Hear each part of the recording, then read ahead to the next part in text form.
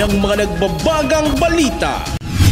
PBBM, nakatakdang pirmahan ang isang batas na nagpapaliban sa barangay at SK elections. 10-day voter registration ng COMELEC, tuloy pa rin sa kabila ng pipirmahang batas.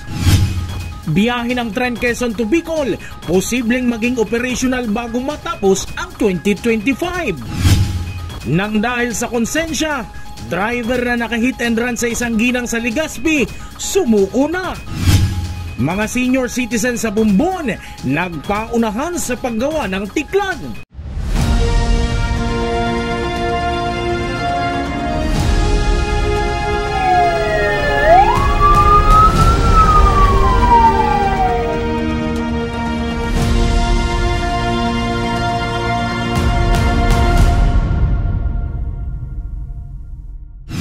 Magandang gabi, narito ang mga may init na balita sa Camarines Sur. Sa kabila ng batas na nakatakdang pirmahan ni Pangulong Bongbong Marcos na magpapaliban sa barangay at SK election sa susunod na taon, tuloy pa rin ang 10-day voter registration ng COMELEC. Narito ang ulat. Walang pasok sa eskwela kaya sinamantala ni Nicole na pumunta sa COMELEC Naga para magparehistro. First-time voter si Nicole kaya mahalaga umano para sa kanya na magampanan niya ang kanyang karapatang mamili ng mga susunod na lider para sa kapakanan ng mga katulad niyang kabataan. Important po since po ito po yung way natin para magkaroon ng karapatan na bumoto at mag-voice out po ano po yung mga Isa lang si Nicole sa mga dumagsa sa COMELEC Naga para magparehistro sa nagpapatuloy na 10-day voter registration para sa barangay at SK elections. Kahit araw ng Sabado ay bukas ang COMELEC para tumanggap ng mga voter registrants tulad ng mga first-time voter edad 15 hanggang 17, correction of entries, reinstatement, reactivation of voter status maliban sa transfer of voter information. Ang 10-day voter registration ay bahagi sana ng paghahanda ng COMELEC para sa mangyayaring barangay at SK elections sa Disyembre ngayong taon. Ngunit dahil sa batas na nakatakdang pirmahan ni Pangulong Bongbong Marcos na magpapaliban sa barangay at SK elections sa susunod na taon, marami ang nagtatanong kung magpapatuloy pa ba ang voter registration ng COMELEC. Tuloy pa rin po tayo ng ating voter registration kahit po magpirma na ng Presidente yung postponement ng election from December 1, 2025 going to November 2026. At least po para magparegister pa tayo para po madagdagan po ang ating mga registrant, particularly po yung mga SK from 15 to 17 years old. Magkaroon tayo ng botante kasi yung uli nating registration for SK is on last 2023. Ang nagpapatuloy na voter registration ay pasiguro lang ng COMELEC bilang pagtalima sa election laws sakaling matuloy ang eleksyon sa barangay sa Disyembre. Ngunit dahil sa pipirmahang batas ng Pangulo ay magbabago ang paghahanda ng COMELEC sa susunod na barangay at SK elections. Samantala, maaring i-resume ng COMELEC ang voter registration sa Oktubre hanggang sa Hulyo sa susunod na taon. Chris Novello, CSN. Hindi na lang sa bayan ng Sipokot dahil mapapalawi pa hanggang sa bayan ng Lupi ang biyahe ng tren ng Philippine National Railways ngayong buwan ng Agosto. Quezon Bicol Line ng PNR, inasa magbabalik operasyon bago magtapos ang taon. May ulat si Regine Bue. Matagal ng problema ang pagkakaroon ng alternatibong diretsyong biyahe mula Naga papuntang bayan ng Lupi, vice versa. Sa araw-araw na pagbiyahe ng ilang commuter, kasama na rito ang pagbaba sa crossing o sa bayan ng Ragay sa pamamagitan ng jeep at muling pagsasakay para lamang makapunta sa bayan ng Lupi. Yung biyahe nagko-commute lang. Ragay na lang po. Tapos pag abot Ragay, makommute Giraray. Apo. Para sa mga tulad ni Leo ng Barangay Kulakling, Lupi, Camarines Sur na sanay na sa mahabang lakaran at mahabang pila, ang posibleng pagdiretso ng biyahe ng tren hanggang Lupi ay malaking kaginawaang matagal nang hinihintay ng mga katulad niyang commuter. Sa ngayon kasi ay hanggang sa Sipokot lang ang biyahe ng tren ng PNR sa 1st District ng Camarines Sur. Ngunit dahil sa pagkakaayos ng Binahan Bridge sa Lupi, ay maaari nang mapalawig hanggang sa naturang bayan ng biyahe ng tren ng PNR. Ayon sa ahensya, plano nilang mapalawig ang biyahe ng tren hanggang sa Lupi. at mapapalawig pa hanggang sa bayan ng Ragay at Tagkawayan, Quezon bago magtapos ang kasalukuyang taon. Samantala, suportado rin ni Camarines Sur Governor Elry Villafuerte ang mas malawak na transport connectivity sa buong lalawigan. Kabilang na ang isinusulong na high-speed railway system na mag-uugnay sa Maynila at Bicol. Ayon sa PNR, posibleng maisakatuparan ang proyektong ito sa tulong ng masusing pag-aaral at suporta ng mga kinaukulang ahensya. Regine Boy, CSN. Nakaburol na ang bangkay ng 13 anyos na dalagitang pinatay at hinihinalang ginahasa pa sa Milaor, Camarines Sur. Suspect na nasa likod ng krimen. Humihingi ng tawad sa pamilya ng biktima. May ulat si John Amador. Aros dahil ako nagtuturog. Para isip-isip. Namimiss na sabi mi, namimiss mi sa iya ang pagiging responsableng aki. Tayo naman nagbabudget kang padara ni mama niya. Very good po siya. Pag mayong kwarta, sabi kan, tigpapatinda ni mama ko. May kangkong, nagtatabang sa mga responsableng aki na po si Ashley. Hanggang ngayon ay hindi pa rin matanggap ng pamilya ng dalagitang si Ashley ang biglaang pagpanaw nito sa kamay ng suspect na itago natin sa pangalang Edward. Ang biktima, napatay ng suspect matapos umanong manlaban. Nang pasukin ng suspect ang tinitirhan nito at pinaniniwala ang pinagsamantalan pa ang pagkababae ng biktima. Ika-4 na araw nang nakaburol ngayon ang 13 anyos na si Ashley sa kanilang bahay sa San Antonio, Milaor. Dito sa likod bahay na ito kung saan gawa sa kawayan ang pintuan, di umano pumasok ang suspect na 28 anyos na kinilalang si Edward. Sa pilitan umanong sinira ang pintuan hanggang sa makapasok at magawa ang krimen na sinapit ng 13 anyos na batang si Ashley. Pinuntahan ng CSN ang suspect na kasalukuyang nasa kustodiya ng Milaor Municipal Police Station at humingi ito ng tawad sa kapamilya ng biktima. Sising-sisi na umano ang suspect at hangad ang kapatawaran ng pamilya ng biktima. Nagpunta ko sa pamilya po kasi babasa po. Mayo po.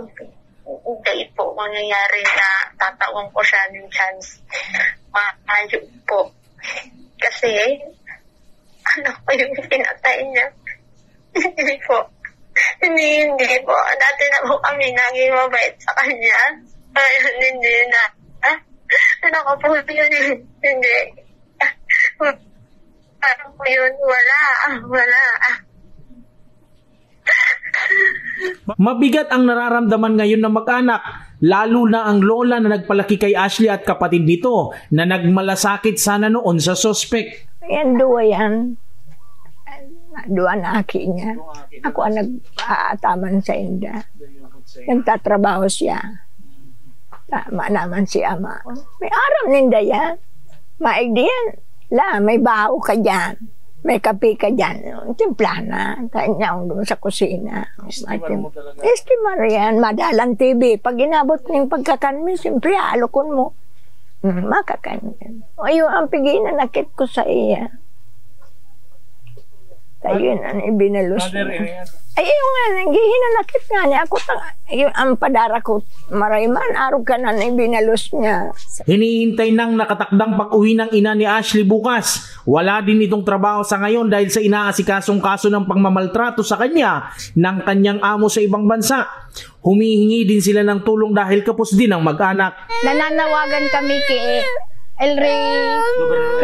Governor Elry Villafuerte, kay Congressman, natabangan ining pamilya tamayong mayo man. Sa ngayon, nasa kustodiya ng PNP Milaor ang suspect, nahaharap sa kasong murder.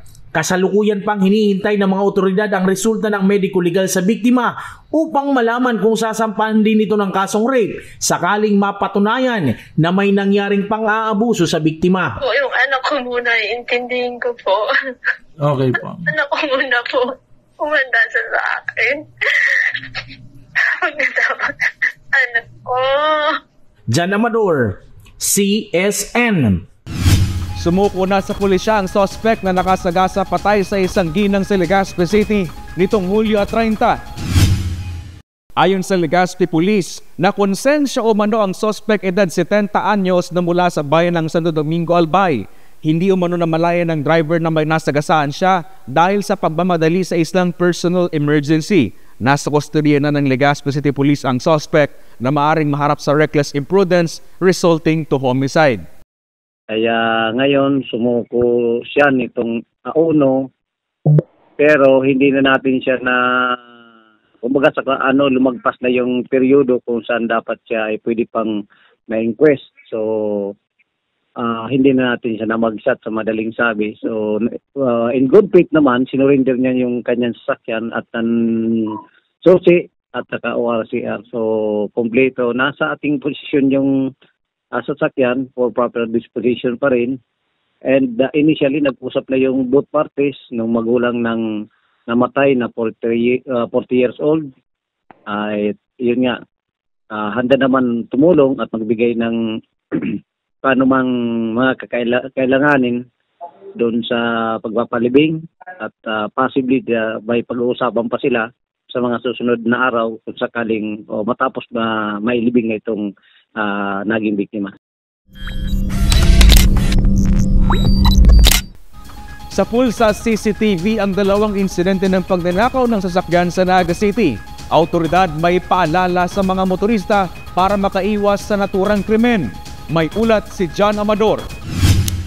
Dalawang insidente ng pagnanakaw ng motorsiklo ang naitala ng kapulisan sa Naga City. Ang mga ito nakunan pa sa CCTV. Sa loob ng isang subdivision sa Barangay del Rosario, natangay ang motorsiklo ng isang Indian national sa tapat ng bahay nito matapos maiwan ang susi sa kanyang motor. Nangyari ito noong August 1 between 7 p.m. to 7:30 p.m. Diyan po sa Camellia Heights Subdivision dito sa may Barangay del Rosario. Nag-conduct tayo dito ng follow-up investigation and operation.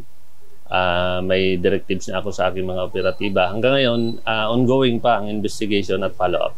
Naiwang susi rin kaya natangay ang isa pang motor sa Barangay Santa Cruz. Ang salarin, patuloy pang tinutukoy ng mga otoridad. Mamundongan ng barita, no? Common na nagiging dahilan is nawawalat ang susi, no? Ang susi kang bihikulo. So, mga bandang alas G's ning pagkabanggi, winalat niya na itong motor duman sa iyang lola, sa biktima, sa lola ng biktima. And naghali po siya pasiring sa bula.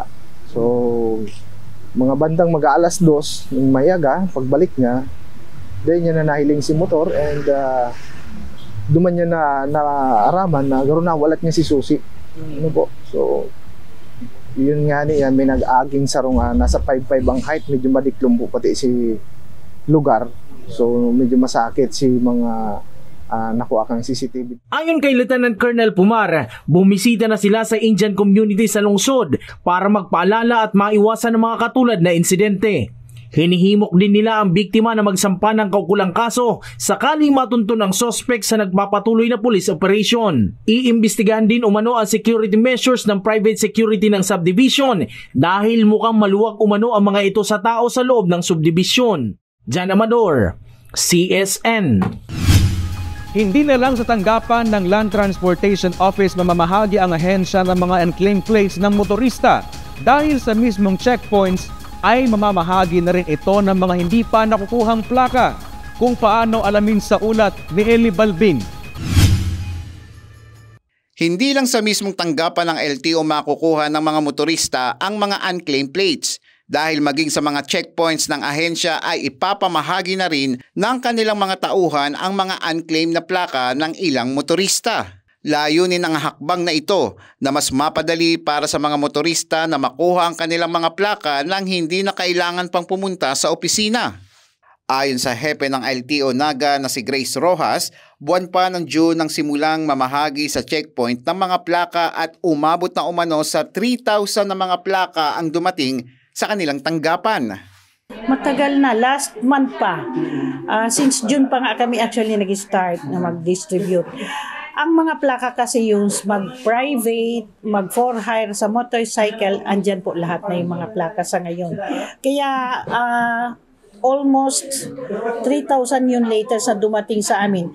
Kaya pinag-encourage ko lahat na may mga temporary plates, yung may mga plakang green plates, tapos yung model niya from 2017 downward, lahat po yun papalitan na may mga plaka, may mga green pa, yung may naghawak ng temporary plate sa ngayon, lahat yung papalitan. Sa pamamagitan ng direktang distribution sa mga checkpoint, mas magiging mabilis ang serbisyo at mas mapapadali ang proseso ng paglabas ng plaka. Yung pagpunta namin sa Kanaman is LGU kami pinapunta yung mga clients doon sa LGU mismo, kahit yun sa Kanaman, Magaraw, Calabang, Kabumbon, yun ang ginawa namin. Ikinatuwa naman ng dalawang riders ang pagkakakuha nila ng plaka dahil ilang taon na umano nila itong hinihintay. Salamat sa Diyos at nakuha ko na itong plakang ito. Mula noong 2017 ako kumuha ng bagong SMAS. Sa ngayon, sa wakas, nakuha ko na. Pirang taon po. Yan po, tapos ganyan po, nakuha ko na. Kaya, yan, wala na pong problem. Okay na pong, wala na pong problema pag nagdadaan sa kalsada. Nakipag-ugnayan na din ang LTO sa mga LGU upang mas mapabilis ang pamamahagi ng mga plaka. Eli Balbin, CSN. Ilang online seller ang nagpapatupad ng isang pulisiyang no video, no refund sa kanilang mga order o parcel. Ngunit para sa DTI, bawal yan at labag sa Consumer Act. May ulat si Regine Bue. Sa dami ng nabibiktima ng online shopping scams, marami ring mamimili ang nalilito kung paano makakakuha ng refund, lalo na kung wala silang ebidensya sa pag-unbox ng kanilang parcel o order. Kadalasan sinasabi ng ilang online sellers, no video, no refund. Pero ayon sa Department of Trade and Industry o DTI, hindi ito opisyal na pulisiya. Ayon sa ahensya, mahalaga ang video at litrato bilang supporting evidence, pero hindi ito sapilitan. Ang importante ayon sa DTI ay may proof of transaction o resibo, larawan ng defective item, at mas mainam umano kung personal na idudulog sa kanila ang mga reklamo. Under the law, di man yan required. Oo, kasi ang sinasabi man lang sa batas, you have to establish yung connection or the transaction na indeed na-consummate. So, para ma-establish mo na talagang may transaction ka duman sa establishment, can either be through an official receipt. Makakatabang ang video. Kasi makihiling niya itong actual na pag-open mo, tapos mahihiling niya kung talagang may defect or not. Para sa ilang delivery riders, kahit hindi ito requirement ng ahensya, paborable at mainam pa rin ang may video bilang panlaban sa mga mapaninlang na transaksyon. Na video no refund po, ibig pong sabihin niya, kailangan po i-video nyo po yung parcel habang binubuksan nyo po. Para po ma-refund nyo kung mali man po yung order na pinadala sa inyo, may babalik po yung pera nyo. Kailangan po may proof talaga. Kasi po minsan karamihan po talaga nagpapadala ngayon ng parcel po, dumadating po sa kanila wipes. Kagaya po ng isa kong dala, narito po sa isang sako, ma'am. Wipes po ang laman. Hindi po yun ang order nila, sapatos po. Kaya't paalala ng DTI at ilang delivery personnel, maging mapanuri, maingat at may sapat na ebidensya. At kung may reklamo, huwag matakot lumapit sa tamang ahensya. Tingnan nyo po ng maayos yung o-orderan nyo at mahirap pong kitain ngayon ng pera, sayang po yung pera nyo. Check nyo po na maayos kung yung seller ay legit. The tip here is, one, always make sure na pag nagbakal ka naman sa establishment, igwang proof of transaction. So proof of transaction can either be the official receipt or itong card na ginamit mo or anything. Kung may witness ka, just to prove na talagang na-establish mo itong transaction naman. Number two, make sure na itong defect madadocument mo either through video or pwedeng after pag-isipan mo ito and then isusurat mo kung ano talaga ang nangyari. And then, kung sa hiling mo, within that warranty period, naraot siya, then by all means, you can always request either for a repair, a replacement, or a refund. Para po, kumbaga ito man na ibinayad mo duman, which is a hard-earned money, igwaman solution duman. Yeah? So again, the solution can either be repair, replacement, or a refund. In case na dahil sila magka-agrihan, dahil nagkaintindihan, they can always file a complaint sa Samuya. Online man ang transaction, dapat real life ang proteksyon kaya maging matalino na mamimili. Regine Boy, CSN.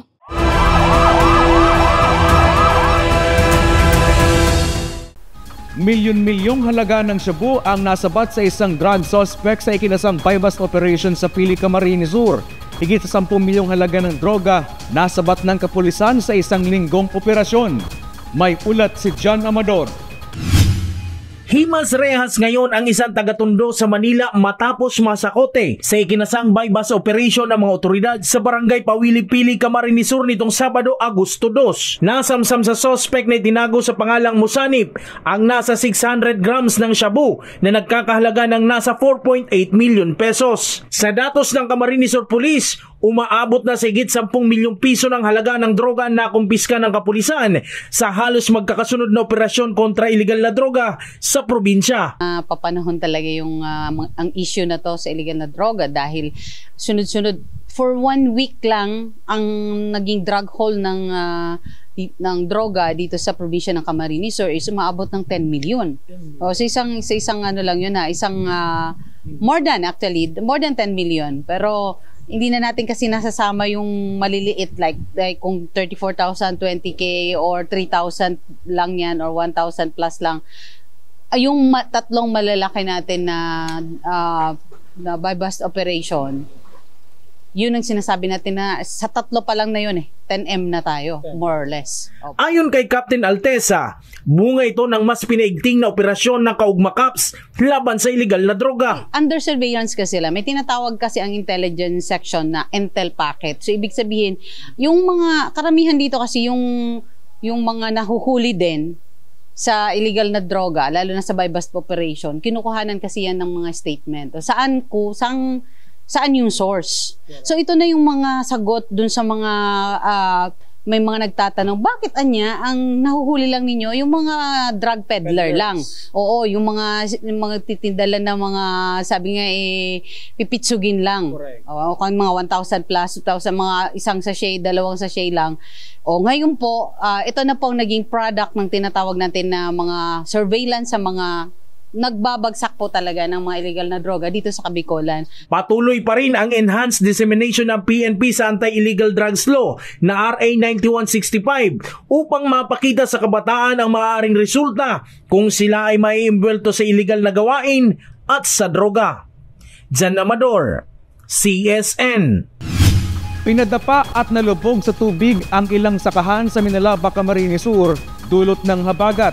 Ilang magsasaka, inaasahan na ang bawas sa kanilang aanihin dahil sa epekto ng sama ng panahon. May ulat si Eli Balbin. Nagdulot ng matinding pinsala sa ilang palayan sa bayan ng Minalaba, Camarines Sur ang sunod-sunod na sama ng panahon nitong nagdaang linggo na sinabayan pa ng habagat.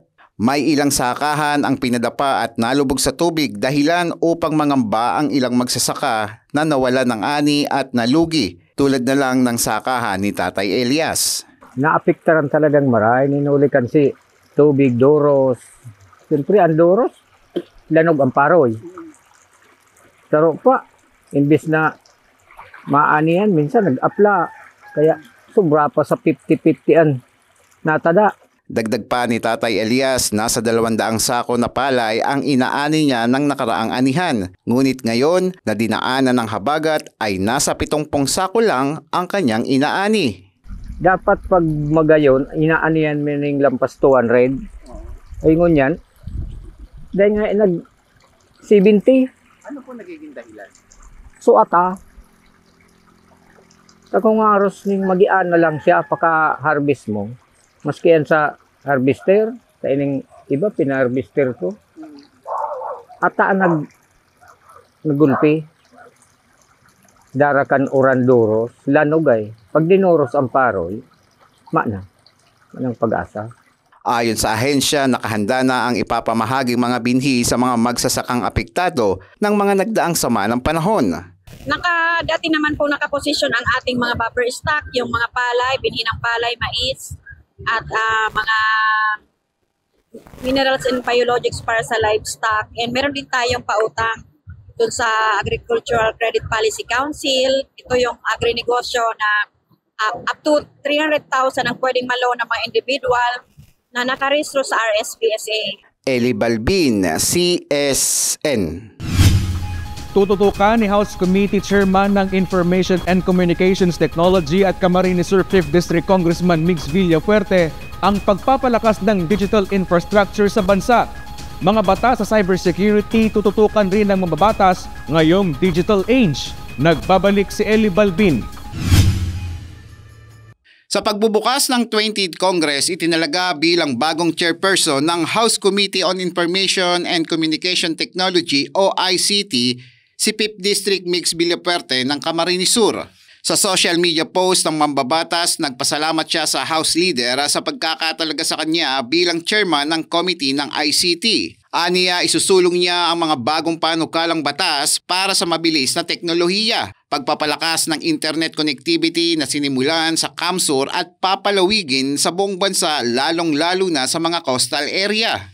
Pagtutuunan niya din ng pansin ang digital literacy para sa mga kabataan at papalakasin niya ang cybersecurity measure upang maprotektahan ang mga mamamayan at pagbabalangkas ng pulisiya para sa Artificial Intelligence o AI. Samantala, ayon kay Governor Elroy Villafuerte, naniniwala siya na magiging epektibo ang pamumuno ni Congressman Migs Villafuerte upang maisulong ang mga programang magpapalago sa sektor ng ICT. Malaking responsibility dyan maging chairman ng Information Communications Technology dahil hindi lang priority yan ng province, priority yan ng national government na maayos ang internet sa buong Pilipinas, wifi, dapat maging internet, digital, AI ready ang ating mga kababayan, kabataan na programa rin ng probinsya at I know programa rin ng national government. So titignan nyo, hindi siya kasing flashy ng ibang department like health, education or public works. Pero kung titignan mo, ang digital infrastructure program ng gobyerno ay napakalaki. So, malaking department, malaking committee ang hinahawakan ni Congressman Migs at malaking kumpiyansa ko na kayang-kaya niya yan at makakatulong yan sa ating probinsya at sa bansa. Sa pagkakatalaga bilang chairperson ni Congressman Migs Villafuerte, umaasa ang buong lalawigan ng Camarines Sur at buong bansa na magdadala ito ng positibong pagbabago pagdating sa digital development ngayong digital age. Eli Balbin, CSN.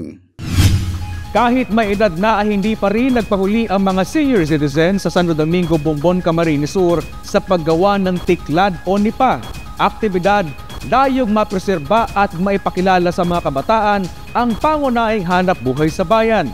Narito ang ulat.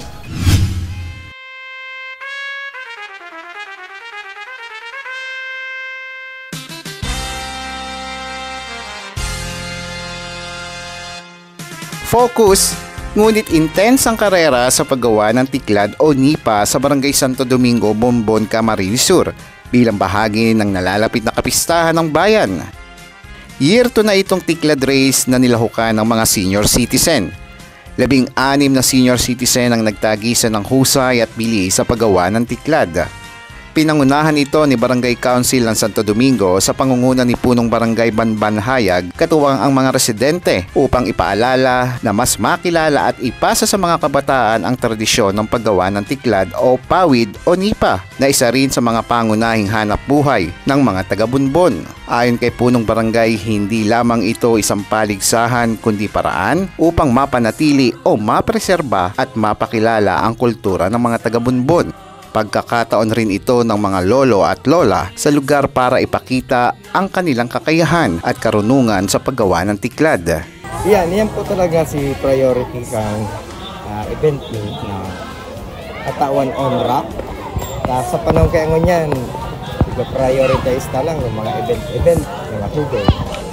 Ganyan, naisip kang sa mga pamilya na pagkawat pada fiesta, exclusive man sa mga senior citizens para na-appreciate man dawa sila may edad na kaya pong maghanap buhay. Inspirasyon din sa patimpalak ang mag-asawang Minandro at Yoli Hayag na parehong dating maniniklad at pawang senior citizen na rin. Ang professional lang yan, makataunin kaugma sa mga senior citizen. Saka ugma man nagong kumakain para tiklan ka dati ba ewan. Isa sa mga kalahok si Nanay Aida na naitawid ang karera kahit namamaga ang kanyang daliri na nakaapekto sa kanyang performance. Ay maluya talanog sa karutan, may diferensya si kamo. Nagkatok. Ay salamat lang sa nagpa-programang araw kanita. Dako wala maning tabang para sa kasasakruyan kalariba. Nakakatabang na. Sa huli, tinanghal na kampiyon si Lola Basyon na nakagawa ng 15 piraso na tiklad sa loob ng 45 minuto at tumanggap ng cash prize na 2,000 pesos. Pumangalawa si Lola Alicia na tumanggap ng 1,500 at pangatlo si Lola Minda na tumanggap ng 1,000 pesos. Nagtapos ang aktibidad ng puno ng kasiyahan, pasasalamat at pag-asa na maipagpapatuloy ng mga susunod na henerasyon ang natatanging kultura ng lugar. Aabangan naman ang iba't ibang aktibidad tulad ng saragwanan, ang kauna-unahang kurudkudan at ang medical mission mula sa probinsya ng Camarines Sur sa pangunguna ni Governor Elroy Villaperte kasabay ng pagdiriwang ng kapiyastahan ni Santo Domingo de Guzman, ang patron saint ng barangay. Eli Balbin, CSN. Bago po ang lahat ay nais namin magpasalamat sa lahat ng sumusubaybay at sumusuporta dahil 100,000 followers na po ang inyong Kamsur News. Umasa kayo na patuloy ang aming serbisyo publiko anuman ang panahon. At yan ang mga mainit na balita ngayong araw sa Camarines Sur. Kami ang Kamsur News. Ako po si Chris Novelo. Diyos mabalos sa pagtitiwala. Hey, hey, hey, hey, hey, hey, hey, hey, hey!